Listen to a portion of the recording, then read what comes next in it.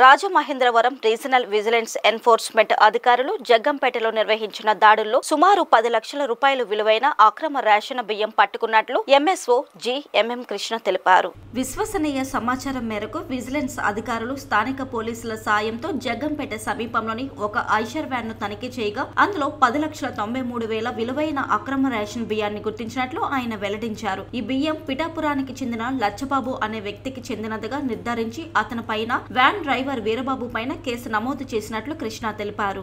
కత్తిపూడి నుంచి జగ్గంపేట వైపు ఒక ఐసర్ వ్యాన్లో పీడిఎస్ రైస్ వస్తున్నట్టుగా మాకు వచ్చిన సమాచారం మేరకు అనుమానాత్మక స్థితిలో ఒక వెహికల్ ఆగి ఉండగా ఆ వెహికల్ దగ్గరికి వెళ్ళి వెహికల్ వివరాలు అది తనిఖీ నిర్వహించాము. తనిఖీ నిర్వహిస్తే అది ఎటువంటి రసీదు లేకుండా అందులో ఉన్నటువంటి రైసు పీడిఎస్ రైస్ అని గుర్తించడం జరిగింది. అనాథరైజ్డ్ పీడిఎస్ రైస్గా గుర్తించి దాన్ని స్వాధీనపరుచుకుని వారిపైన క్రిమినల్ కేసు మరియు 6A కేసు ఫైల్ చేసి ఈ వాహనాన్ని పోలీసు వారికి అప్పగించి పీడిఎస్ సంచులను స్వాధీనపరుచుకొని MLS పాయింట్ జగ్గంపేట వారికి ఈరోజే అప్పగించడం జరిగింది.